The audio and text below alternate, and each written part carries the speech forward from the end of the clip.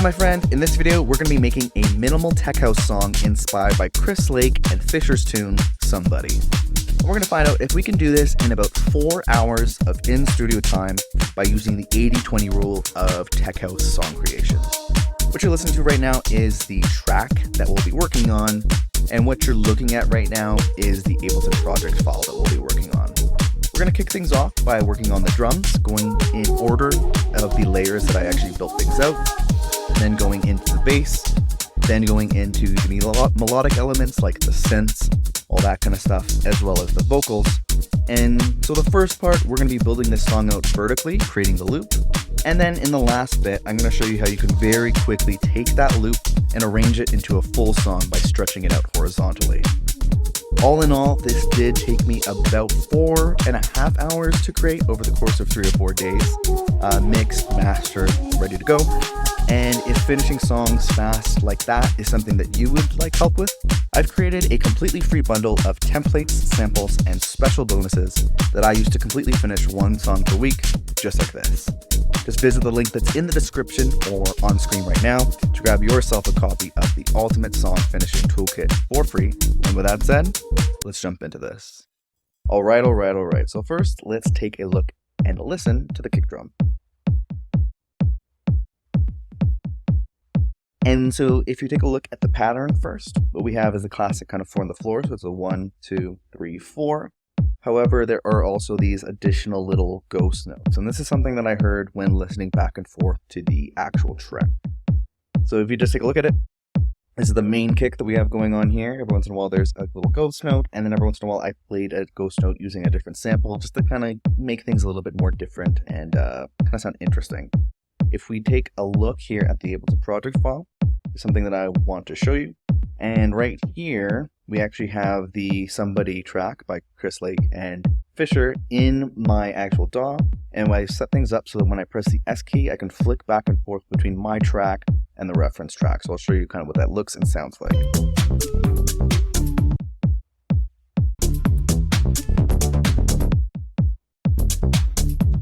And so the idea here is by using your track building up your track against a reference track, you can select the right sounds. You can choose the pattern so that it's similar, and then you can also set the volumes right. And really, sound selection and the volumes is going to be that shortcut, that secret to getting you that 80-20 rule of tech house drums. So with that said, how do we do that in a little bit more detail? So that flicking back and forth is how I created the pattern and kind of heard those extra little ghost notes and kind of just emulated it as I was creating it. When we move into the sound design, what we have here is something a little interesting. And so what I've done is you can see here in this kick drum sound, if we zoom in, I actually found a spot in the actual song Somebody by Chris Lake and Fisher where the kick drum was more or less isolated. And then I dropped that into this little rack here, this Ableton sampler device. And I've already mapped out a bunch of macros to make things a little bit easier. So first thing is I set the filter envelope to full. So here's how that sounds without that on. And then the idea is to bring that up. And then what you can do then is you can bring down the filter frequency, and it'll do it in a way where it's going to get rid of kind of like the hi-hats and any other the noises in the song without having that kind of unnatural kind of sound of just rolling off a bunch of the highs. Other than that, I brought up the velocity to volume to velocity just a little bit. It's normally at 35. I brought it up to 50. I feel like it just makes it sound a little bit more punchier, stronger, just a little bit louder, I suppose you could say. I brought in a little bit of saturation. So I have mapped an Ableton saturator here. So I can just one knob bring up some saturation. And then what I did was I just played a little bit with the attack, decay, sustain, and release. So I brought down the release a little bit, tried to kind of tighten up the sound a little bit. And then I do have also this high shelf here. So bringing it down by 4 decibels and cutting it off around 2.2 kilohertz. Again, using a high shelf here instead of a classic low pass filter, because it just sounds a little bit more natural. It's a nice way to get rid of some of that high end in a more natural way. Other than that, what we're doing is running that. I guess that's it. So that's the main thing. So I actually stole the kick drum from the tune, so that nails the sound selection. got the pattern correct by moving back and forth between this and the reference track, and then got the volume correct by just adjusting back and forth, just like that. Other than that, that's really the kick drum. And next up is this open hi-hat, which is almost kind of like a closed hi-hat. This is definitely going for like the drums here, and I guess the sound in general, I feel is really going for that like minimal house style, like made popular by artists like Chris Stussy, which is a lot of the sounds are very tight and don't have a lot of like decay. So like an open hi-hat isn't going to be all splashy. It's usually tightened up quite a bit. So what we have going on here, first we'll take a look at the pattern. It's just that kind of offbeat. And then also, if you take a look, also play with the velocities quite a bit. So in the second half, it kind of dips down a little bit, and I feel like it creates a really interesting kind of groove. Kind of makes it feel like there's like a push and pull with the sound. So take a listen to that.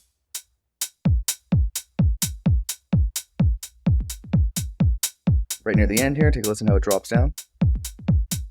And so something I definitely heard while listening back and forth to the reference track. I don't know if I nailed it completely, but I thought it was really cool. Other than that, sound design just kind of like picked through a bunch of different samples until I found something that was similar, and then kind of flick back like this to kind of get the volumes correct. And that's really the main thing. Other than that, I'm using this little rack that I've made so I can switch between the sounds using this drum selector. And then also running that into this kind of channel strip that I usually have. So getting rid of a bunch of the lows, very classic move. Running it into a transient shaper, just mapped a bunch of the common knobs so that it's just nice in like an Ableton format. It's very easy to grab it and go. So you can see pulled back some of the sustain a little bit, which is making it sound a little bit tighter. And then I have this one knob saturation, which is Ableton Saturator, bringing it up by about 4 decibels in saturation to kind of fill out the sound a little bit. And then that's really kind of a good look at the open hi-hat here. In addition to that, what we have here is in a little bit more of an arrangement thing, but you can see here we have just the one layer playing, and then throughout the song, I doubled it up with a different hi-hat sound, just to kind of give it that a little bit slightly more open hi-hat sound. So it just kind of adds to energy, a little bit more of an arrangement trick, but I did feel like I would show you that here. In addition to that, I should mention these channel strips, all these kind of little custom little racks that I built out, including this kick extractor rack over here, is all available to download as part of like a little Patreon kind of thing. It's in the membership. You get access to this project file, so you can steal all the project files, all the individual sounds, the racks that I'm making, all that kind of stuff. I'm dropping a new one every single week, so you'll get access to that every single week, as well as all the ones that I've done in the past. But after building out the open hi-hat sound, because I feel like the open hi-hat's kind of like a pretty big driver of the drum sound, so I try to nail that a little bit early on, starting with the kick and the open hi-hat. I feel like the next thing to add is the closed hi-hat. So let me pipe down a little bit and let you focus on this sound.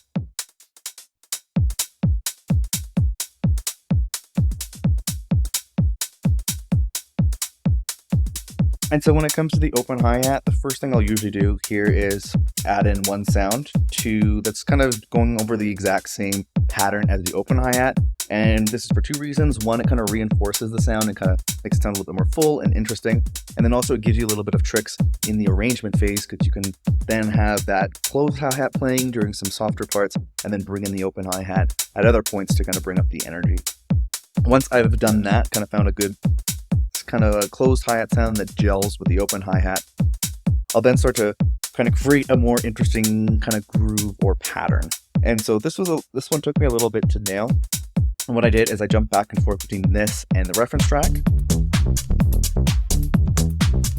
You can hear there's quite a lot of like cool skippy sounds. And so usually what I'll do is I'll focus on the first bar here, just kind of jumping back and forth to pick different sounds. To make different sounds and kind of emulate that groove. And then I'll duplicate it over to the second bar and change things up a little bit, so it's just kind of sounding a little bit more different and kind of creates like a call and response kind of thing. Then the next thing after that is running into the channel strip as per usual, getting rid of a bunch of the lows, tightening things up a little bit by removing some of the sustain, making things a little bit more filled out by bringing in some Ableton saturation here. And then other than that, the main thing is trying to get the volume right by flicking back and forth. pretty close. Then the next thing I'll usually want to bring in is the clap. So let's have a listen to that.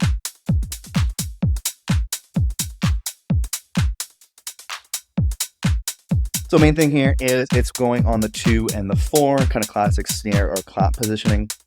And then what I did is I found 2 different claps and kind of offset them a little bit. So it has, if you can look into the grid here, they're manually offsetted. One is a little bit earlier, one is a little later, and it kind of gives a little bit more of a natural hand clap kind of flam kind of sound. And so then what I have done here is very similar to how I do the open hi-hats. You can see here that usually I'll pick one sound to start as the main clap, and then I like to have different claps playing throughout, or different combinations of claps playing throughout the course of a bar or two, just to kind of make things a little bit more dynamic and interesting. The main thing here is listening for the clap, sound selection, and volume while flicking back and forth, and usually kind of trying to do it in time like this.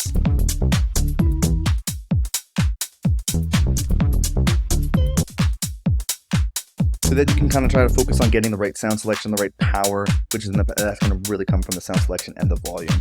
In terms of any sound design, what we have is the classic channel strip, removing a bunch of the lows here, tightening things up by removing some sustain, a little bit more saturation, filling things out a little bit. And then I am using this one knob whip plugin here, kind of pushing things to the left and right, making things a little bit more stereo and leaving some space in the middle for other elements, which the next element would be the snare. So let's have a listen and look at that.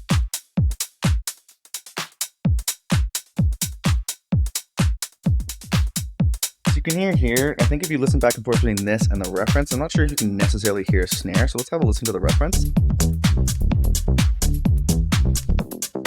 It's not necessarily obvious. I think it might be in there, but I do usually like to have snares and claps, so that way the snare can kind of fill out the sound a little bit more. In terms of the pattern, what I did is it's on the same kind of beats as the clap. And what I did is I have one sound playing for the first 3, and then for the last one I chose a different one. Again, same kind of idea that I've been mentioning here more and more, is changing things up every once in a while so that it just sounds a little bit interesting and dynamic, and so you don't have that kind of boring loop kind of sound. Main thing is picking different sounds, flicking them back and forth, and then also trying to make sure that it blends nicely with the claps that we've selected. So again, main thing, sound selection and volume. But with that said, a little look at the sound design here. Little bit of removing some of the low end, again, kind of gives space for the kick and the bass to take care of that area, and makes things a little bit less muddy. Then when we're, again, pulling back some of the sustain, very, very big sound, part of this kind of minimal sound, making things sound really tight. So pulled back a bunch of the sustain there, brought up a bit of the saturation here to kind of fill up the sound a little bit, and that's really look at that. So usually what I'll do is, after I have built out kind of the core sounds, the kick, the hi-hats, the claps, and the snares, using one-shots like this, I'll then usually bring in tops or drum breaks to kind of make things a little more interesting and add some kind of groove, something that's very, very hard to program yourself or record yourself. So I usually like to just grab drum breaks for this. So first, let's have a look at the first top loop that I've added.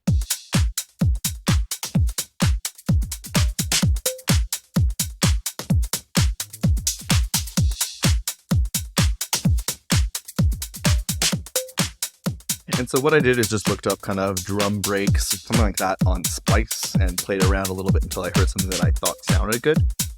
This is a look at the actual sample itself, or the loop itself. And what I did is I have the beat mode. I changed the warping algorithm here and pulled things down a little bit. And what this does is tightens up all the transients so that things sound a little bit less loose, tighten up, blends in a lot more with the rest of the drums.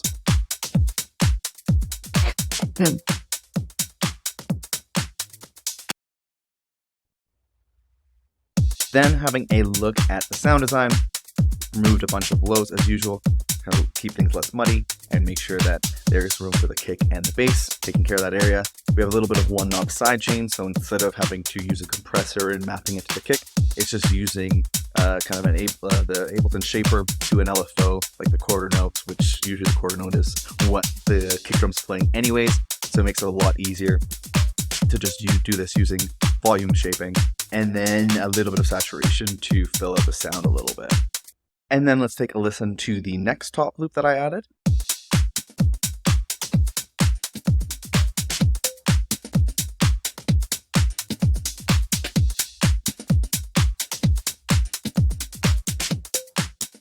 And so again, if we take a look at the loop here, I've tightened up quite a bit here by changing the warp mode here and then dragging things down so that it's cutting off a bunch of the transients, keeping things super duper tight. Then other than that, loops playing as is, removing a bunch of the lows, a little bit of one knob sidechain so that it's kind of pumping, making room for the kick and the bass, and a little bit of one knob saturation to fill out the sound a little bit. One thing to also look at here is when using these two loops, in particular, at least in this project, I have one that's slightly panned to the left and then one that's slightly panned to the right, kind of giving it a stereo sound and making it a little bit more interesting, making sure the middle isn't too cluttered up. Then the last thing that I want to show you here is this shaker loop.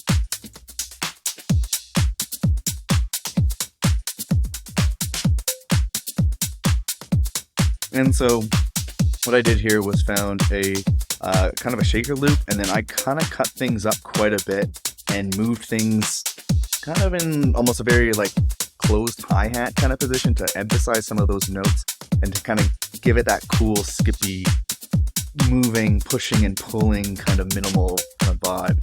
And this was just something I think I heard in the reference track, so if we flick back and forth,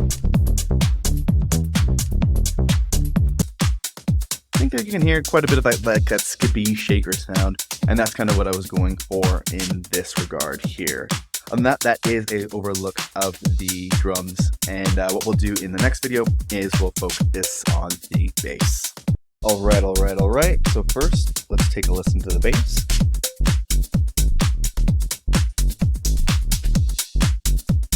And so first let's take a look at the pattern. So what I did here is, I think I first started by setting the scale to what the key of the track actually was, and I just did this by looking up a song on Beatport, and that way I can kind of play around with the notes, making sure that everything is in key.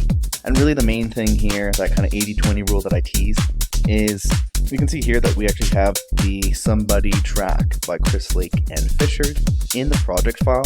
And this way what I'm able to do is I set up the S key so that I can flex between our track and the reference track, and I can use this as a way to pick the right sounds, make sure that the pattern is similar, and one of the biggest things is make sure that the volumes are correct. Really, when it comes down to it, sound selection and the volumes is going to be that 80-20 rule, that fast track to getting a really solid sounding sound in bass, in tech house, and whatever you're working on, by referencing against the professional track yours to sound like. So it would kind of look something like this. This the reference, and then flipping to ours. You can hear it's definitely a little bit different, and right now we only have the subs on. We're going to be adding in the mid bass in a second, but right now I really want to focus on the pattern. And so really what I did was just flick back and forth between the reference and this one, and kind of pick the right sounds and the right notes or similar notes to kind of get a similar vibe to start, and then slowly kind of change things up a little bit so that it could not be a carbon copy. I like to use them as inspiration, and then slowly change things up so that I can actually use it as an original production in some kind of way.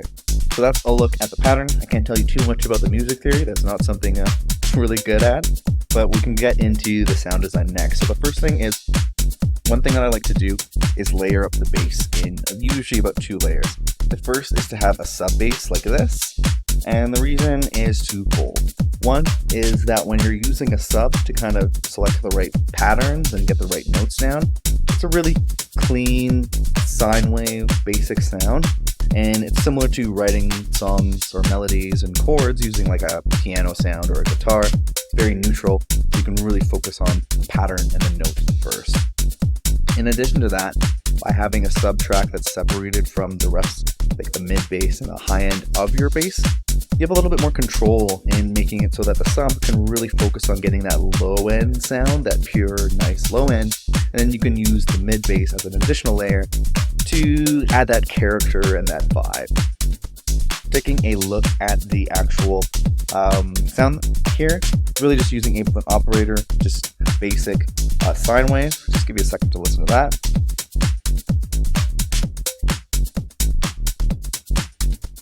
And what I just did was mapped a bunch of kind of typical macros that I would usually use mostly just different levels of drive or saturation, so that I can bring in these different saturations, and that kind of gives a little bit more of a cool vibe, as well as makes it so it's easier to hear on like laptop speakers. In addition to that, I also have a one knob sidechain plugin here, kind of just using volume taper to go against a quarter note, which is usually what the kick drum's playing, so you don't have to mess with compressors and sidechaining them and all that kind of stuff. You can just dial it all from here. And then a look at, that's really just the sub sound here, very simple.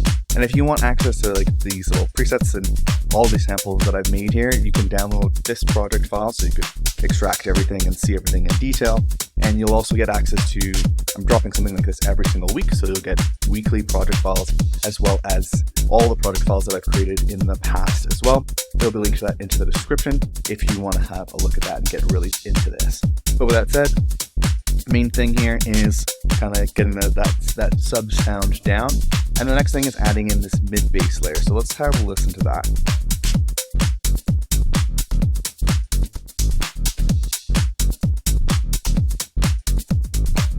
And so in the original track, it's definitely more of like an analog bass kind of synth. Usually I like to go for kind of like this bass guitar sound. It's just kind of my preference and a little bit of more of my signature sound. So you'd want to probably go for some kind of like Moog set like bass sound if you wanted to fully recreate it.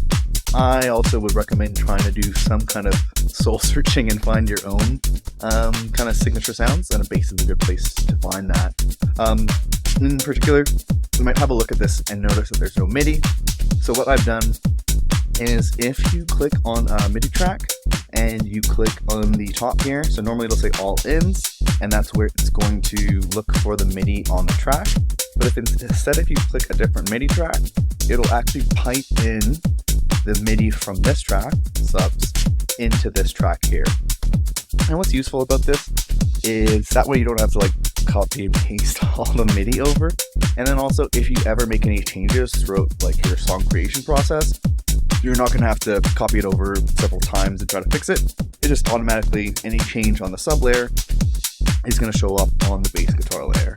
In addition to that, what I do is I usually have a pitch device here. So if you're, for example, the octave of the sub is too low or too high compared to your mid bass sound, you can quickly just change the pitch here. So in this instance, I moved it up 2 octaves. Then I'm running this into an Ableton sampler device where I sampled a kind of sound that I found in like that Omnisphere Trillion, which has a bunch of really cool bass sounds, but I feel like it kind of has a lot of CPU load. So I found the sound that I like to use a lot in all my songs, sample it out and drop it into this Ableton device. That way it's a lot easier to control. In addition to that, what I'm doing is I have a little bit of this SMP circuit saturation, bringing up the saturation a little bit, kind of filling out the sound a bit. And then I did play with the ADSR a little bit, brought the attack up a little bit, so it's kind of similar to like a sidechain kind of pumping sound, and then brought down the decay and the release so that it's a bit tighter against the sub sound. Other than that, a little bit of EQ going on here. So when you're doing a sub track versus a sub track with a mid bass track, on that mid bass, you're going to want to get rid of a bunch of the lows. So I have here at 170 hertz, removing a bunch of the lows. This way the subs is really taking care of all that low end, and we're not having too much like muddiness coming in from the mid bass layer. Other than that, I did kind of play with a little bit of the top end, so rolled off a bunch of the highs with both a high shuff as well as a low pass filter to make sure that it doesn't sound too like crispy and high on the top end, but I kind of mix it in a little bit and mold it into the overall bass sound. That I'm running it into a one knob width plugin, kind of pushing things to the left and right, making it a little bit more stereo, making space in the middle for that sub bass to shine. And then again, very similar, I have that one knob sidechain in like a little macro device here, so it's very easy to just complete out that task with one knob instead of having to do all that compression sidechaining nonsense. Makes things a lot easier having this custom channel strip, and this is something I have on every single one of my tracks. Just makes things a lot easier. It's very simple. A couple moves that I'll do every single time when I'm creating songs and mixing as I go. Very simple moves, makes it a lot easier to mix as you go. Yeah, that is a look at the bass for this. Alright. So the first layer that I added with this kind of guitar layer.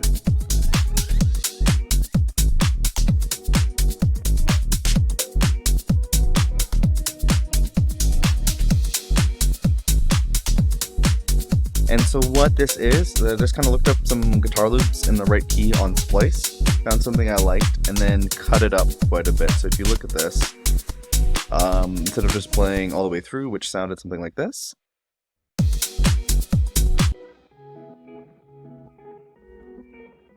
a lot more, I guess you would say, like more chord progression kind of thing. So instead I just kind of grabbed the first bits of things and repeated them a bunch of times.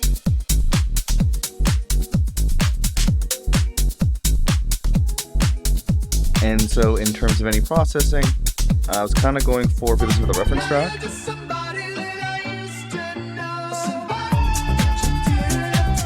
so there's definitely a lot more of like that sample of the original tune in there, and that's kind of what I was kind of trying to go for, kind of that guitar kind of sound, but trying to make it my own in the same way. I guess before continuing, I should mention that I do have the reference track in this video, or in this Ableton project, and set it so when I press the S key I can flick back and forth, and that helps select the right patterns, the right sounds, and the right volumes. And really the sound selection and the volumes is going to get you that 80-20. So with that said, jumping into this guitar bit here, other than cutting it up a bunch, I did a little bit of EQ, so removed a bunch of the low end, got rid of a bunch of the high end as well, kind of just making room for the kick and the bass, making things so they're not too muddy, and then moving some of the high end is more of like a sound design choice, trying to nestle things in a little bit. Other than that, I'm running into this one knob sidechain, so kind of getting a bit of that pumping effect, again making room for the kick, and then also giving kind of a bit of a groove as well, and then a bit of one knob saturation as well. I usually will throw everything into like these little backs like this, so that way I'm using Shaper to go for that kind of LFO tool kind of shape to a quarter note, which is usually what the kick drum is on, and then just automating the gain, kind of instead of having to route things to a compressor and all that kind of stuff. It's just a lot easier to do things with a one knob, and that's kind of the standard channel strip that I'll use. That way I can quickly mix as I go, doing the common things like removing some of the lows, shaping a little bit of the highs, some transient design, sidechain, saturation, and width. If you want access to these plugins or this kind of channel strip, as well as all the samples, there's also an additional link in the description where you can get access to this project file, as well as every project file I'm dropping on a weekly basis, as well as all the previous project files that I've dropped as well. So you can get access to all these cool little macros and things that I'm constantly adding and experimenting with. But with that said, I also want to show you a little bit more of an arrangement trick, but in the beginning half of the tune, I've cut up this guitar bit in a slightly different way, so I kind of want to show you what that looks like, and sounds like.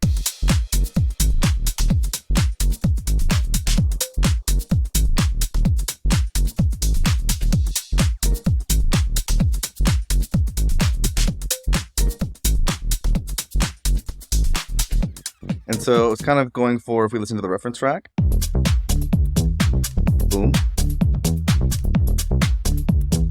kind of going for that kind of sound a little bit, but with like a slightly different sound. So basically it's the same kind of loop here, just cut up in a slightly different way. And then next is this other guitar loop here.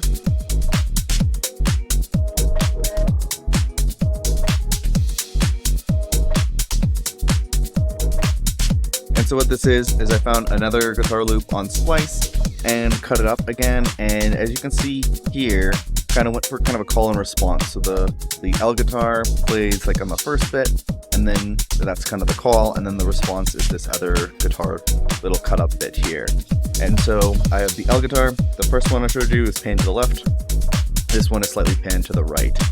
Kind of cool way to have an interesting stereo effect, and then also make things just interesting to listen to, because it kind of sounds like things are bouncing back and forth between the left and the right, in addition to the call and response, which is a pretty standard kind of cool electronic music and house music technique. In terms of the sound design on this next layer, just removing a bunch of the lows as per usual on this channel strip, a little bit of the one knob sidechain, a little bit of the drive, and that's about it on that one. And then the third layer that I added was this kind of swell guitar, so let's have a listen to that right now. So it happens at the end of every 4 bars. Here it comes again.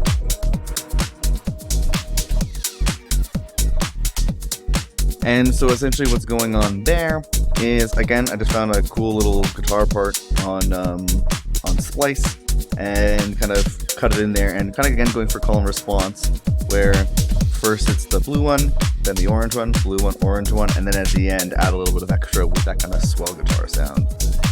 Very subtle, but it's in there. And in terms of any processing, there's a little bit more, some stuff going on here. So removing a bunch of the lows, making sure it's not interfering in any way. I'm running it into a Sound Toys effect track where I'm using the Pan Man. I think it's on the minor movement setting, and adjust the width of it, so it's kind of moving between the left and the right speaker a little bit, which I think is a fun thing to do. Then running it into the crystallizer on the half sapphires setting, and that adds that kind of like delay trail that sounds kind of mystical and fun. I really like using that kind of granular delay effect on my tunes, so it kind of fills up the sound a little bit as well in a really cool, subtle, interesting way, I find. Other than that, then it's running into this one knob sidechain, kind of giving it that bounce, making it for the kick, and a little bit of saturation. And saturation, usually I'm using this to kind of fill out the sound a little bit. And then the next layer is this kind of vocal effect. So let's have a listen to that. It's kind of automated, so it's slowly filtering in. So let's have a listen to that.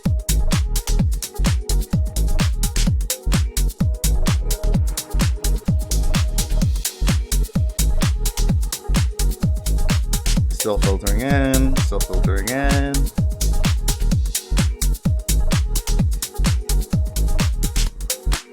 So what this is when I was building this out, instead of like fully copying kind of like the Gautier, Kimbra, Somebody I Used to Know kind of vocals, I wanted to find something else to make this my own remix or edit or bootleg or whatever you want to call it.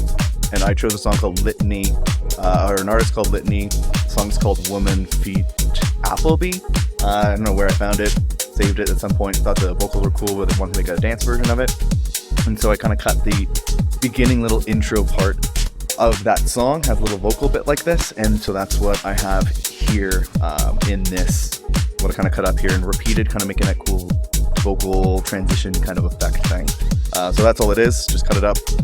I think I had to do a little bit of warp marking to make sure that it was in time and sounded correct, but other than that, that's really that. In terms of the processing, I'm running it into the Shaper Box preset here, just kind of, I think I was looking around for stuff under stutter and repeat to kind of give it a little bit more of that stutter effect and kind of like interesting jumping between the left and the right speakers and that kind of interesting sound. And then I just dialed it back with the master a little bit so that a bit of the original samples coming through as well. Then in terms of the EQ, the standard channel strip, removing a bunch of the lows, and then also automating the low pass filter so that it's kind of more of a cool arrangement effect, I would say. Then I'm running it into this Portal. Portal's a cool granular effect, so I just found like an interesting kind of sound, kind of similar to Crystallizer in a way. And then what I've done is I make my own macro of this. So one thing I like to do is, common thing that I'll usually do is like, it's cool to use an LFO to adjust some of the parameters. And if I'm adjusting a parameter often like that, then I'll just build out like a little rack for it. So I've mapped the mix, the depth, and the rate, or the mix of the Portal effect, and then the depth and the rate of an LFO. And if the LFO is automatically mapped to the mix, so I can just quickly adjust this and automatically have kind of that cool movement and sound changing over time effect that an LFO can do. Then just running it into the one knob sidechain, and that is a look at that. Now let's have a look and a listen to the vocals that I added.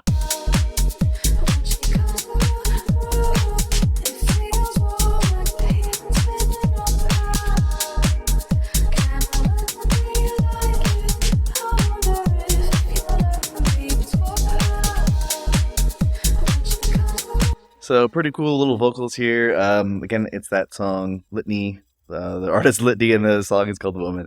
And so again, found just the chorus in this, and the way that I found this, as well as that kind of vocal effect that I mentioned previously, I dropped the song from the track. I dropped it into lala.ai, and I use that to separate out the vocals, and that's how I was able to get access to the acapella. And I had to do a little bit of like warp marking to kind of make sure things are a little bit on time.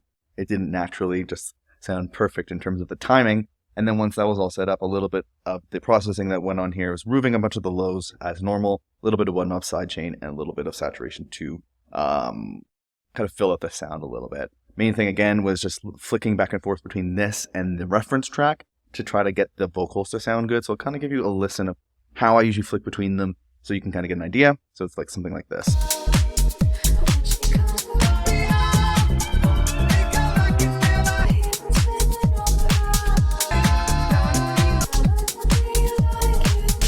So I'd say ours maybe sounds a little quieter, but it's pretty close. It doesn't sound like too off, I would say. Other than that, there's one more little bit that I want to show you. It's this kind of little bit here.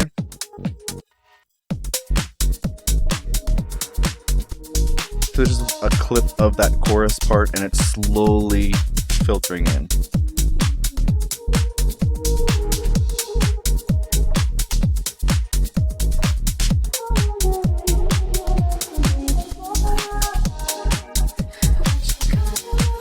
And so, just going back to that real quick, just giving you a look at what I did there for this fading box. Removed a bunch of the loads to normal, and then I have one of that cool portal effect as well. I found just a different preset, and I just kind of automated in this time some of the mix of this. So it's like coming in and out and kind of making an interesting sound, I would say. Other than that, I guess another thing with the vocals is I guess as an arrangement bit, this like little beginning, that I use that in different parts of the tune here, as it's kind of a tease going into the drop. So listen. There, and then a little bit later. Just using bits of the vocals in different areas to kind of tease it out as part of kind of the arrangement, which is what we'll get to in the next bit here. Alright. So what I've done right now is we've looped the intro section, and before I let the loop go and go through the full track, so we can kind of explain everything and Alright. So right now what I've done is I've looped the intro of the track, and I'm going to explain a couple things that I really want to point out when it comes to arranging music like this before I let the loop go and I explain the full track, kind of a commentary as we walk through it. So first thing is I want to show your attention to this arrangement track up at the top. So this is something that I generally do, is I'll use empty MIDI clips to highlight different sections of the song. So like the intro, when the sub comes in, the breaks, the drops, the build downs, and the outros. Kind of typical house music, electronic music, dance music kind of structure points. And what I've done here is I also have the tune Somebody in here, and I use this to create these little dummy clips against this track to map out how this song is actually structured, and that way I could build it out. So the idea that I usually do in the previous videos on this one went through building this track out vertically. So usually I'll create the loop first, all the different parts, usually starting from the drums, bass, melodic stuff. And then once that's done vertically, it's a lot easier to kind of stretch it out horizontally while using an arrangement track like this. So super helpful thing, definitely recommend looking into something like this. And usually these larger changes, kind of almost like the verse, the chorus, those kinds of bigger movements that happen every 16, 32, and sometimes 64 bars, I consider those something called a macro transition, so larger transitions that are happening. In addition to that, something you're going to want to pay attention to are micro transitions. So micro transitions are going to usually happen every 4, 8, and sometimes 16 bars. And this might be, say, the first 8 bars, there's just like hi-hats playing.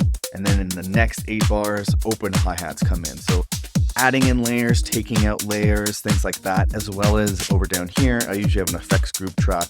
So things like having reverse crashes and crashes, little laser sounds and sweeps and those kind of things that can happen every 4, 8, 16 bars or so. Create a lot of movement and energy and dynamicism. Make the track a lot more interesting to listen to. Because usually a lot of this music is kind of loop-based kind of sounding stuff, so it's important to be taking away elements and layers and all that to keep things interesting. And so before we let this go, and I kind of just try to explain as much as I can as the track's going through, if you want access to this project file as well as the project files I'm dropping every week and all the project files that I've dropped before, there's an additional link in the description if you want to check that out. So with that out of the way, let's jump into this track. So the first bit is the intro, which goes over 16 bars. It's mostly just the drums playing, kicks full in there. The first half, we don't have the open hi-hat. In the second half, after the first 8 bars, we're going to introduce the open hi-hat, which is that really tight sounding one right here. In addition to that, we have this kind of guitar bit slightly playing in the intro. In the second half of the 8 bars, we introduce an additional guitar layer. And we have a little bit of lasers and stuff like that happening every couple bars. So we just had some kind of reverse crash sound into a crash, as well as a sweep sound.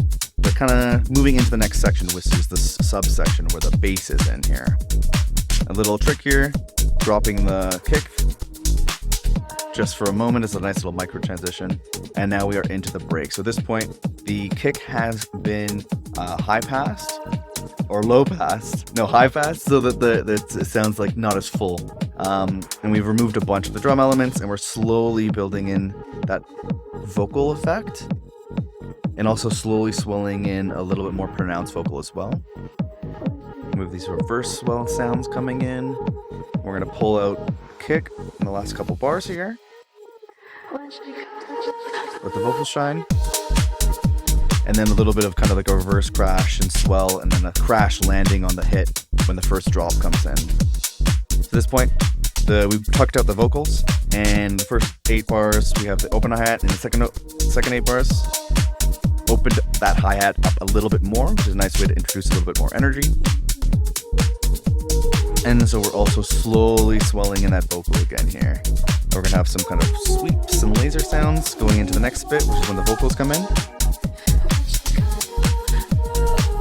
Little trick is to kind of create a little fill out of the kick by removing some of the lows and then building it in, so it kind of sounds like a bit like a fill.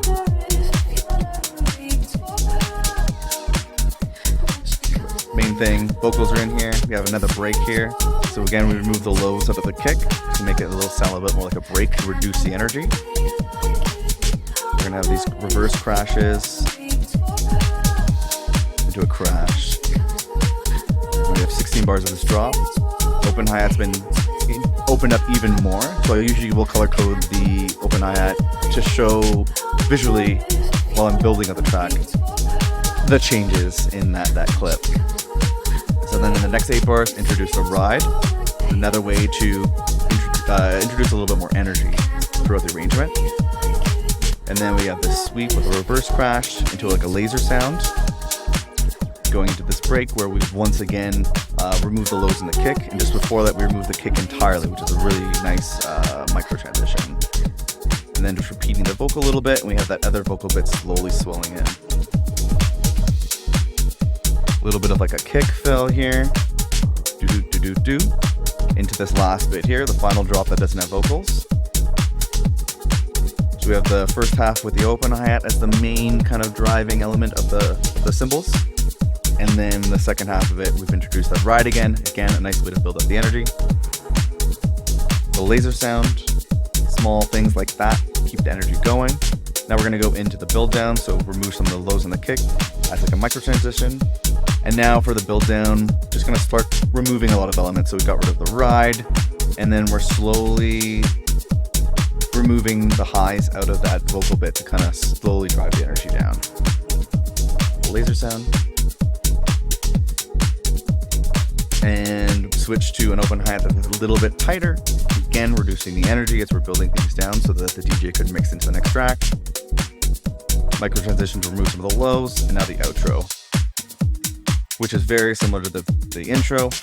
Mostly just drums playing. The first half we have the 2 guitar bits playing, then we're going to remove one after the first 8 bars. Right here. And then we remove that open hi-hat in the last 8 bars. Again, we're slowly taking out elements to reduce the energy. At the beginning of the track, we're slowly adding in more and more elements to build the things up, and now we're just building things down. Boom, and that is a look at the arrangement for this one. Hello again, my friend. Hopefully you found that video useful. If you'd like to follow along yourself with the 5-step song finishing checklist, there will be a link in the description below where you can get access to that completely for free. And it's going to help you finish your songs a lot faster and better than ever before. If you found this video useful, like and subscribe and all that good stuff. But really the best thing I can do for you is hook you up with that free checklist, so make sure you check that one.